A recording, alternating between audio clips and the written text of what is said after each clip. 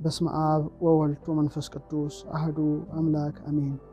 እግዚአብሔር አባታችን ቅድስት ድንግል ማርያም እናታችን መንግሥተ ሰማያት ርስታችን የምትሉ ክቡራን ምእመናን ሆይ በዚህ መርሃ ግብራችን ላይ በመላው ዓለም ያሉ የተቀደሰ ዘይት ሲፈስ ከላያቸው ከታዩ ቅዱሳት ስዕላት ውስጥ ጥቂቱን ብቻ ይዤላችሁ ቀርቤያለሁ።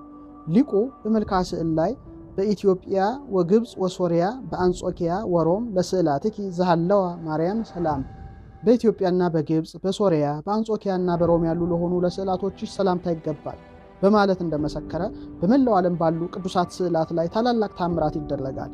ሊቁ በድጋሚ በመልክዓ ስዕል ላይ ከእመቤታችን ከስዕሏ ሕሙማን የሚፈወሱበት ወዝ ይፈስ እንደነበረ ሲገልጽ ሰላም ለስዕልኪ ሀፈ ማህየዌ በጼዴንያ ወግብጽ ዛውሃዘት በኢህሳዌ ያለማበል በእውነት በጼዴንያና በግብጽ የሚያድን ወዝን ላፈሰሰች ስዕልሽ ሰላምታ ይገባል በማለት ያመሰግናል። ታላቁ ሊቅ አባ ጽጌ ድንግልም በማኅሌተ ጽጌ መጽሐፉ ላይ ከቅድስት ድንግል ማርያም ስዕል ወዝ ስለመፍሰሱ ስዕልኪ ማርያም ጸገየት ስጋዌ ከመጸገነት ትጸጊ ጽጌያተ ለስርጋዌ ሳህለ ተአምርኪ እኩን ለትውልደ ትውልድ ዜናዌ ቅብእኒ ሀፈ ስዕልኪ ወፈውስኒ እምደዌ እስመ በህምዙ አቁሰለኒ አርዌ። የገነት ዛፍ አበቦችን ለሽልማት እንደምታብብ ማርያም ስዕልሽ ግዘፍን አበበች።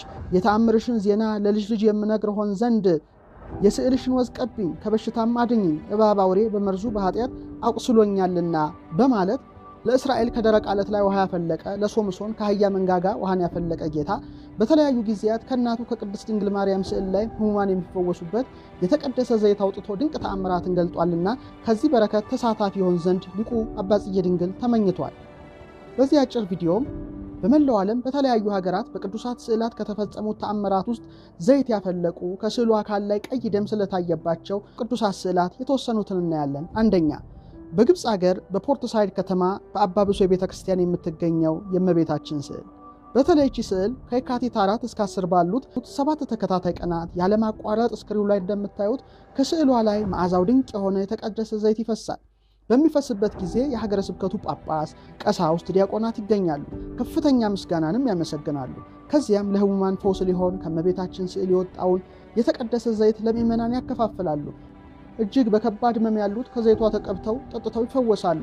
ከስዕሏ የሚፈሰው የተቀደሰ ዘይት መዓዛው እጅግ የተለየ ልብን የሚመስጥ ሲሆን እኔም በዚያች ቦታ ተገኝቼ የሚፈሰውን ዘይት በማየት ከበረከቷ ተሳትፌያለሁ።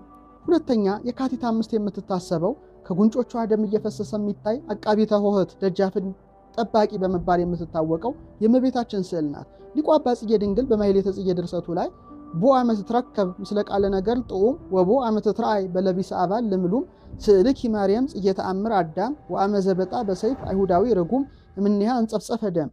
ጥዑም ቃልን በመናገር የምትገኝበት ጊዜ አለ።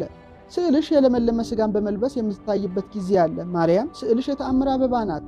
ርጉም አይሁዳዊ በሰይፍ በመታት ጊዜ ከእርሷ ደም ተንጠባጠበ ይላል።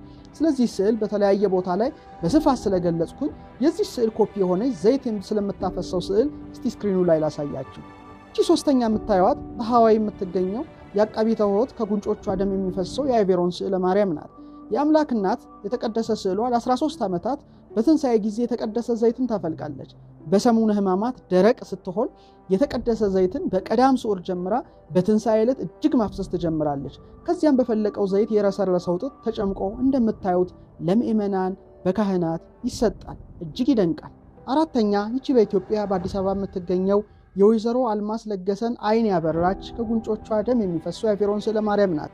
ይቺ የተቀደሰ ስዕል አይን ያበራች ስትሆን በስክሪኑ ላይ እንደምታዩት አልፎ አልፎ ወዝ በተለያዩ የስዕሏ ክፍል ላይ የሚታይ ሲሆን አጠገቡ ያለችው የእመቤታችን ስዕል ከዓይኗ በዚህ መልኩ እንባ ሲፈስ ይታያል።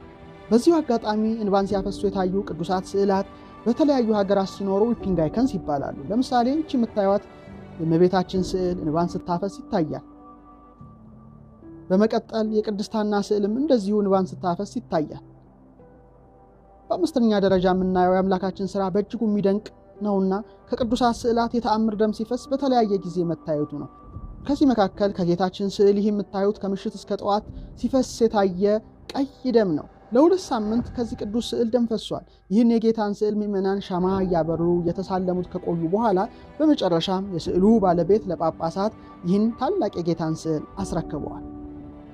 ስድስተኛ፣ በራሻ በቤተ ክርስቲያን ውስጥ ከመቤታችን ጉንጭ ላይ ደም እየፈሰሰ የሚታይ ሲሆን እጅግ ብዙ ምዕመናን እየሄዱ ያዋታል። ከስዕሏም ይባረካሉ። በስዕሏ ፊት እየጸለዩ ከከባድ ደዌ ይፈወሳሉ። ይህችን ስዕል ተመራማሪዎች እናጥና ብለው በማስፈቀድ የመረመሩ ሲሆን ከደም አስራው ከሚወጣው ደም አይነት ጋር ተመሳሳይ ሆኖ አግኝተውት በእጅጉ ተአምሩን አድንቀው ምስክርነታቸውን ሰጥተዋል።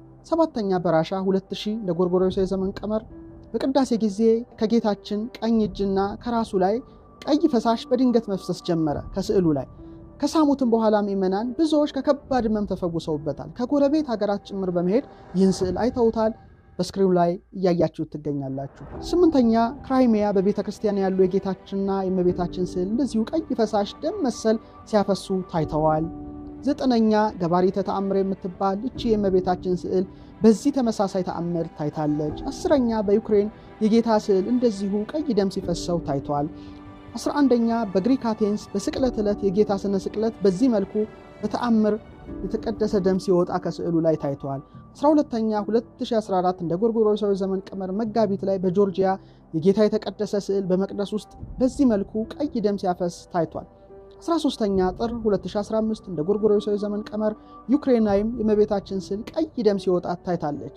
ስለዚህም ይመናል ታላቁ ኢትዮጵያዊ የመልክዓ ስዕል ደራሲን በአድናቆት ሰላም ለስዕልኪ ቦ ጊዜ ዘትትናገር ወቦ ጊዜ ዘትክኡ ደመ ተአምር፣ አንዳንድ ጊዜ የምትናገር አንዳንድ ጊዜ ተአምር ደምን ለምታወጣ ስዕልሽ ሰላምታ ይገባል በማለት እንዳመሰገነ ይህንን ድንቅ ተአምር በቅዱሳት ስዕላት ላይ ገለጸ።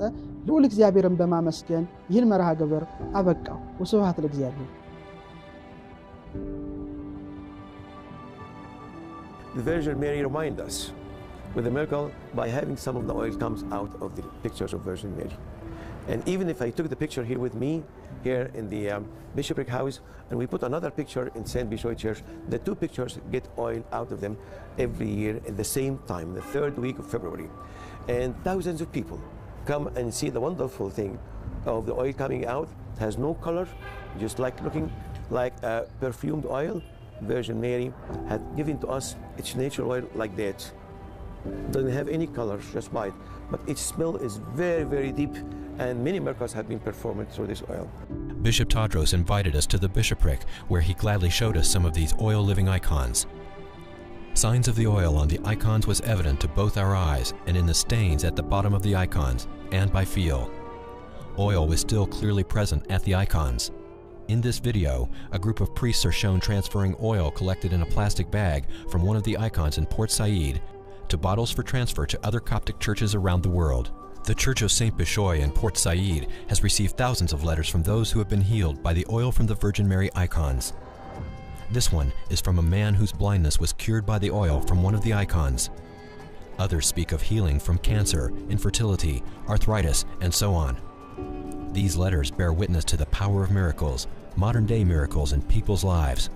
And these miracles all represent the divine confirmation of the miracle that took place with Samia in 1990. But wait, the miracle of Samia doesn't stop here in Egypt. Rather, it goes on to the Western world.